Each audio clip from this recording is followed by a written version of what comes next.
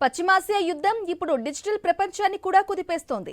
Iran Israel మధ్య జరుగుతున్న ఈ భీకర పోరులో తాజాగా బహ్రెయిన్లోని అతిపెద్ద టెలికాం సంస్థ బటెల్కో లక్ష్యంగా దాడి జరిగింది. ఈ దాడిలో బటెల్కో ప్రధాన కార్యాలయం తీవ్రంగా దెబ్బతింది.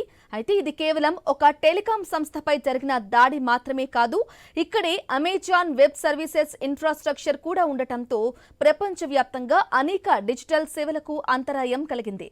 అసలు ఈ దాడి వెనక ఎవరున్నారు? దీనివల్ల అమెజాన్ సర్వర్లు ఏ మేరకు దెబ్బతిన్నాయి?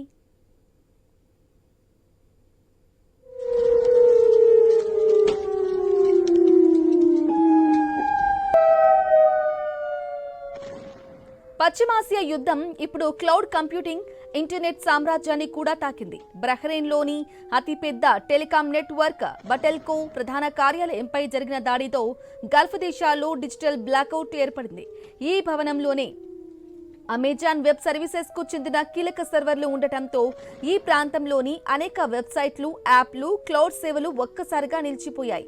బాంబుల ధాటికి బటెల్కో ఫెసిలిటీలోని ఒక భాగం పూర్తిగా ధ్వంసమైందని, దానివల్ల సర్వర్ల నిర్వహణ అసాధ్యంగా మారిందని సమాచారం.